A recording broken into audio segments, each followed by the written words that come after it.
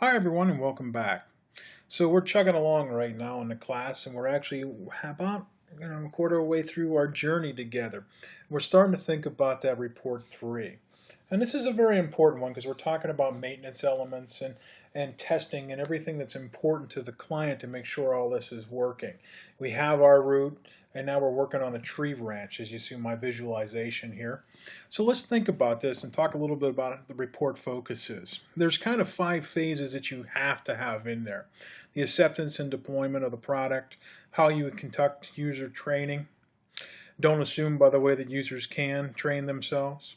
The security and availability, the confidentiality, that CIA model, the STAR model, whatever you're using, you need to look into that. Maybe you're using Raggart's book or Stamps again on security.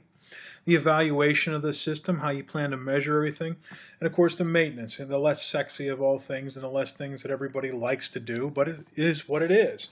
It's what clients need us to work on. So let's talk a little bit about these deeper, the acceptance and deployment of the product. What's important here? Number one, how will you develop the product itself and package it to get to your client? What are the methods? What are you thinking to do? Is it a cloud-based? Is it something the hardware needs transferred and worked on with hands-on activities from you?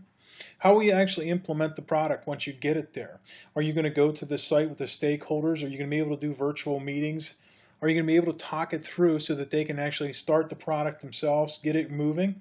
Or is this something to where you're going to actually have to implement it, get it into the system, and then start training their users? How will you train them if you're going to do this? That's something that you didn't really think about, I bet. We don't really talk a lot about that throughout the courses, but this is one thing that we have to go back to that user task analysis and the human-computer interaction class that you took and think about how important actually implementing training procedures are going to be with your final product. Do you have to develop a manual? This might be something you have in your final report that you said, you know what, I needed to develop a manual because we have to be able to do this. Everybody couldn't understand this. We had mixed age groups, so we had to write it so that everybody had a common understanding.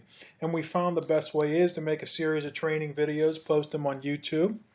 So while we were doing lectures about how to train and use the product, it was easier for people to go back and learn. Plus, everybody needed a hands-on, tangible piece to learn from. This is something you're probably going to have to develop. Hint. How will you conduct a user training itself? What do you think about this? One, we can't assume that the users will be able to deploy the product on their own. Not everybody has the knowledge you do, and most people have limited knowledge. Do you need to have periodic follow-ups throughout this process? Should you make, as I suggested, a series of YouTube lectures about how to actually conduct this and use the product? Can you describe how to fix something that may happen that's a common thing that you see when you test it with users that happen?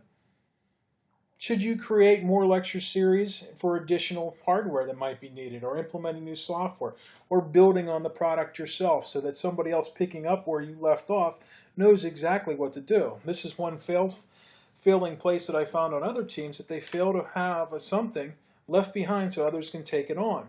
So new teams will be taking on where other people left over on other products, and they have to actually learn where the other team left off. So think about this. If you're passing it on to another client, is your part of the agile construction ready to go? Do you have something developed so they know what you're doing? Security is always the hot topic today, and availability, of course. Everybody thinks about confidentiality today because we have a whole world of everything online. But we don't think a lot of times about back to that system failures. What happens if the system goes down? Are they totally dependent on one hardware system, one cloud-based, or can this be manipulated and put into a new area? How would you test the security to prove to your client that it's safe, that they have confidentiality, that no one can breach it? If you're using an e-commerce site, how are you going to tell your client it is safe for their clients to use this site? You have to explain how your data is protected.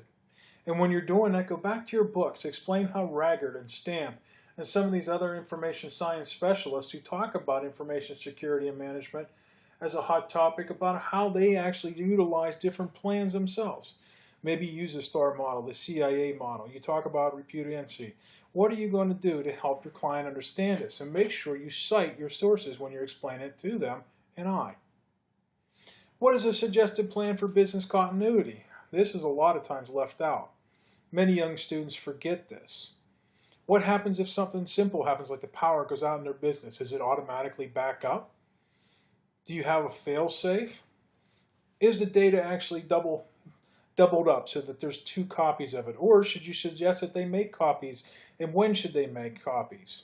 What happens if the hardware is destroyed? Is the client able to get new access to the software, to the system that you created? Is this product going to be stored by you somewhere? Housed somewhere else?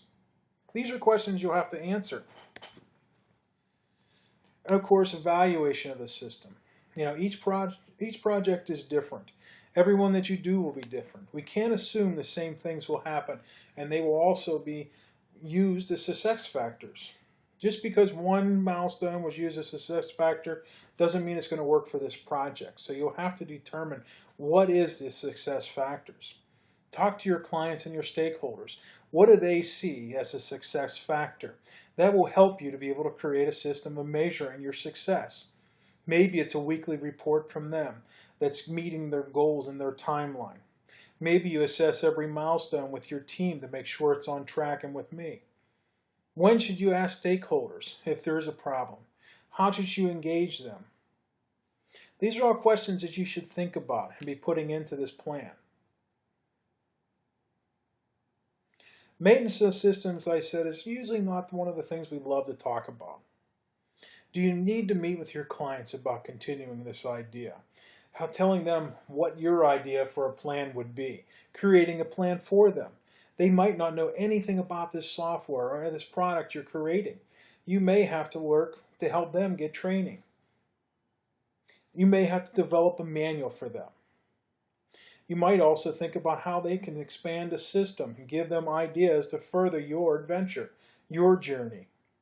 Maybe you do this as a social entrepreneurial venture and your team keeps working for them. In a real world environment now, in an LLC type of corporation. You should be adding more elements in these 5. Going over your project management books again, looking at your disaster recovery and planning books. Think about business continuity. Look at Sindecker's. He has a great idea and a whole book on business continuity and disaster recovery, which you can institute some of his ideas. Some of these plans are really simple. There's many of them out there. Take a little while and go to the library and look up a couple of these books and help them and implant these plans in right away into your report. And you'll want to put them in your final anyway about how you address them with your client. These are something I'm going to look for. Think about revising some of those reports now too for 1 through 3 that you're finalizing up on 3. Add some more additions. Clarify points that were weak. Talk about how you resolved issues. That might be something interesting. Go back and examine your SWOT analysis now as well. Look and see those threats and see if they've moved into the weakness, but the weakness categories moved into opportunities, and the opportunities have become strengths. I'm looking forward to seeing this myself. Have a great week, gang. Remember to get out there and see the sunshine.